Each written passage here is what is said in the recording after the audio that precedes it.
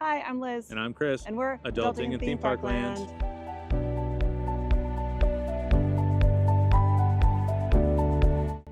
Tonight we're at the Disney's Grand Floridian Resort. This is one of the original resorts here at Walt Disney World, built along Bay Lake. And we're here for a lovely dinner at Narcoossee's. Right behind us. Yeah, right That building. right over there. The one that's better lit. Yeah, the restaurant is right on the water, which is a really lovely location. And we have not dined here in probably 20 years. It's been a long time. Yeah. So fun story, Liz never used to eat seafood. Nope. And the last time we were here, I ordered surf and turf with something called vanilla lobster, which probably isn't on the menu. No. But she saw it, she gave it a little smell, and she went, I want to try that. And now she eats seafood. It was so good. It made me convert to seafood, and now I'm love seafood. So, which is good because it's a very seafood heavy menu.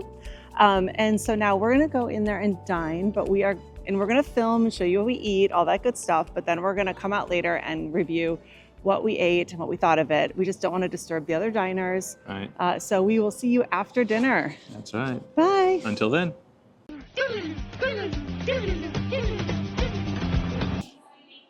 Whew, I'm so full. Chris, how about you? I am equally full. Actually, I might be more full? Is that possible? I don't know. I don't think that's possible. We had a really good meal. So we're going to run through kind of everything that we had tonight and then give you our final thoughts. To start, we ordered some drinky drinks. Okay, I had something a little different for me. Normally I would go for like an old fashioned or a Manhattan or things like that. But they had a yuzu black peppercorn gin and tonic. And now I'm not a big tonic fan, but I decided to give this a try because it sounded really unique. It's a Monkey 47 gin, Aperol, yuzu, black peppercorn syrup, lemongrass, beetroot, and tonic water. I got myself something called a Tawny Manhattan, which sounded amazing. It was Elijah Craig 12-year Kentucky Straight Bourbon, Craft Reserve Tawny Port, brown sugar, Hella Cocktail Company orange bitters. But the tonic water was really mellow, and that's the thing I don't like about gin and tonic is, I don't like the tonic, like I think I just said. Sorry. But it's a bit like a punch in the face, but like in a really good way. Like it just hits you. It's sweet at first, and then turns into this like Sour Patch Kid kind of feel, and then it all mellows out to this really citrus flavor. And I thought it was... I thought it worked really well. It's a nice, light, refreshing drink and is nice if you want something that's not like heavy like a whiskey, but not like super sweet like a margarita or like a more sweet tropical style drink. So I was very happy with that as an app, and it was quite large. It was a substantial size.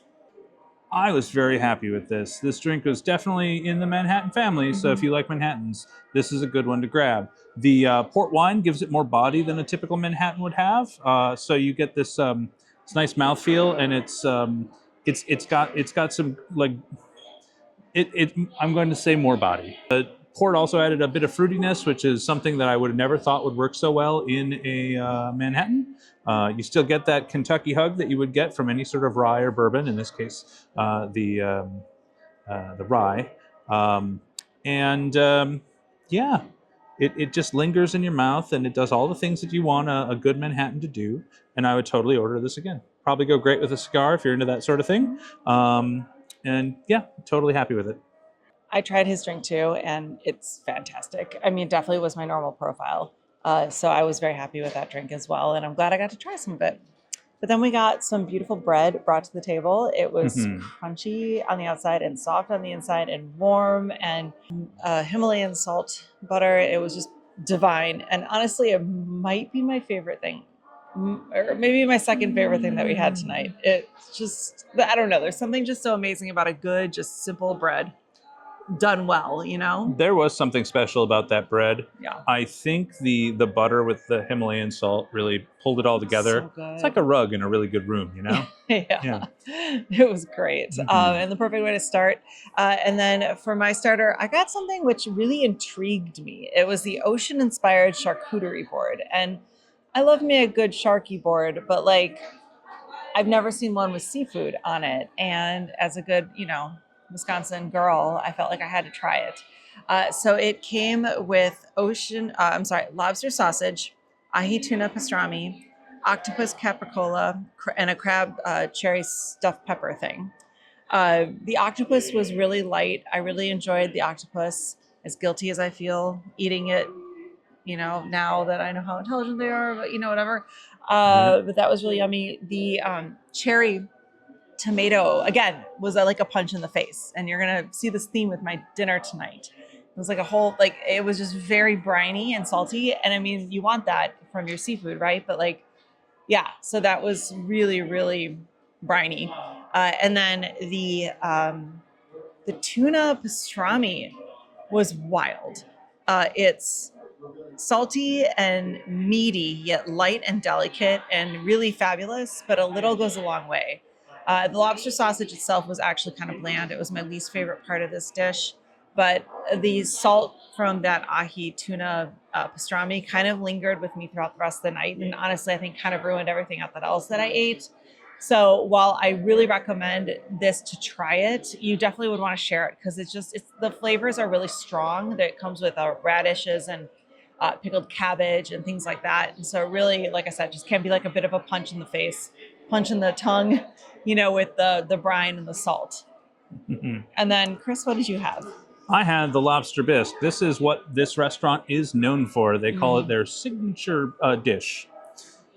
It is butter poached lobster with a vanilla sauce and coral. It's incredibly buttery and delicious. All the lobster flavor shines through, all that butteriness. The vanilla is just the nice touch on the top of it. Really, really makes all the other flavors just come together just beautifully. Yeah.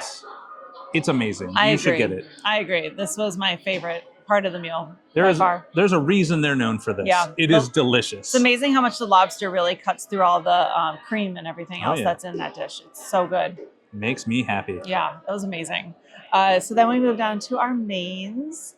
And in there we did stop for a nice bottle of Riesling wine, which is a wine I usually would not gravitate towards, but our server recommended it.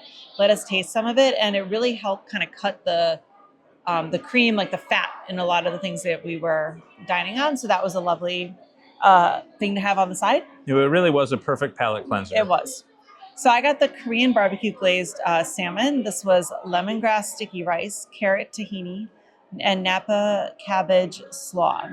So in all honesty, this wasn't my favorite dish that I've had at Narcoossee's. Now it's been like 20 years since we've been, but I don't know, out of everything we had tonight, the salmon is just normal salmon. It's like $49 and the salmon is just normal salmon.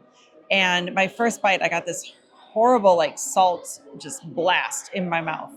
And after all the other salty things I had, it was just not super welcome. I mean, the rice is good. The glaze is good. The cabbage underneath is a really great kind of like sweet and sour kimchi type flavor. So this is a great meal if you enjoy those Korean flavors, but it actually has Korean flavor, which I appreciate. And I applaud them for doing. I think it's just after like all the briny stuff I had before, it wasn't maybe what I needed in that moment. But otherwise, it was very good. I just don't know if it's worth the $49 that they charge for it because, again, it's just salmon. It cooked perfectly. Nothing wrong with it. Like, absolutely beautiful, but, like, I don't know. It wasn't my favorite thing. It's a piece of salmon. And while I might not be able to make salmon that delicious, I can certainly make salmon that is close and notably cheaper. Yeah. So anyway. I'm not even a very good cook. But I'm glad we tried it. We wanted to try it, and I'm glad I did. So I have a strongly held belief that some of the best things on any menu are either appetizers or sides, especially when you get into high-end restaurants. If you're going to make a side, you have to make it worth the unbelievable amount of money that they're going to charge, given what it is. Yeah, we definitely feel this way at Chico. The appetizers and the sides are better than... In our opinion, this might be controversial. I know, but of the entrees. This is a hill I might be willing to die on. So we'll keep that in mind. With that in mind, instead of ordering a typical entree, I got the appetizer shrimp and grits, and then every single side they had on the menu, which is a total of 3, but it's still every single side they had on the menu. Yeah, and they're a good size. Yes, they were not small. So the shrimp and grits, we'll start there because that's the closest thing to an actual meal that I ordered, and it is Barbecue sauce, low country grits, applewood smoked bacon, and chow chow. Now, if I was to be asked what chow chow is, even after eating it, I'm not sure. It's like a southern cabbage, briny vegetable thing. Yeah, and then it mixed in very nicely. The chunks of smoked bacon were perfect. It is, you think bacon, you think, oh, it's going to be greasy. No, this was sort of like juicy bacon jerky, if you can picture that. Cool. Perfect thing to go with the shrimp. The shrimp were grilled to perfection, and they were on that like fluffy, soft grits, not the gritty grits that people think of when they think of grits. It was the poofy kind of like what is it? Like almost like a risotto kind of grit, which is funny because one of the other things that I got, the wild mushroom risotto. Holy Lord, was it delicious!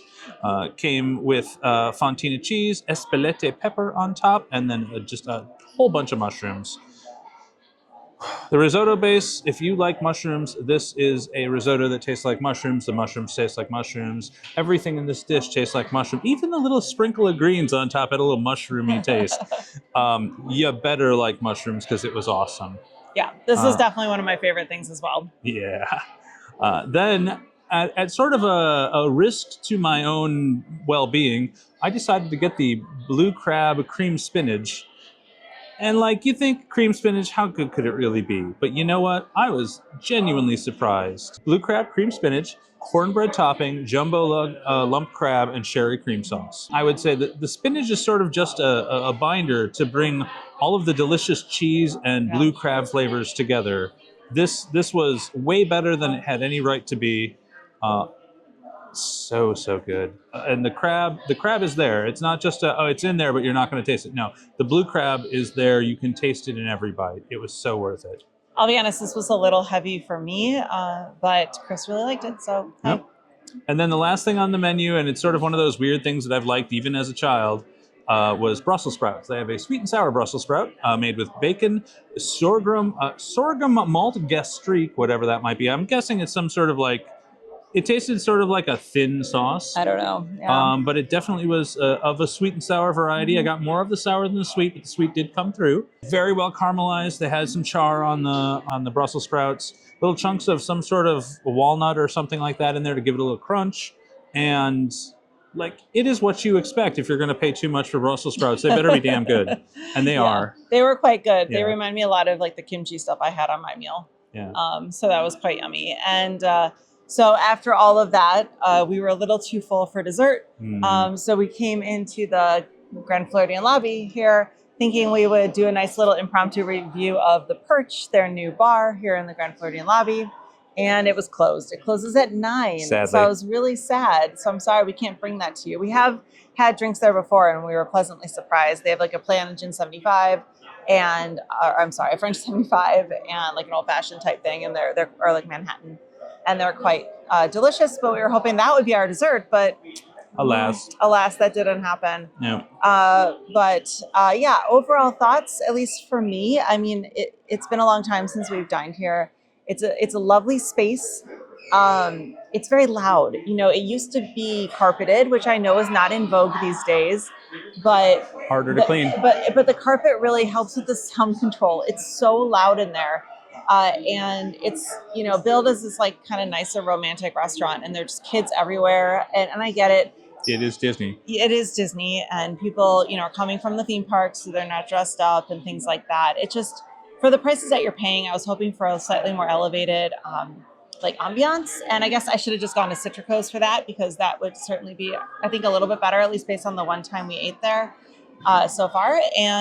But what's really nice is you have a gorgeous view of the fireworks from your table. Now, there is also a balcony where everyone stands. So you do kind of have to get up and stand in the balcony if you actually really want to see the fireworks. But we got to watch Happily Ever After just right from there. It's a beautiful view. One of my favorite views outside of the theme park is the Grand Floridian dock. And so this is kind of that same area. Don't tell anyone. Yeah, don't tell anyone. Don't. It's so much better than the Polynesian Don't let beach that people. secret out. People are going to be all over the place. You won't be able to get there. You're so much closer than the Poly Beach. Like it's. If you watch this video, you don't remember this tip. Yeah, right. I don't want it to become like the Poly Beach. Like it's so. Anyway, but it's a beautiful view of the fireworks and such a lovely experience for your meal.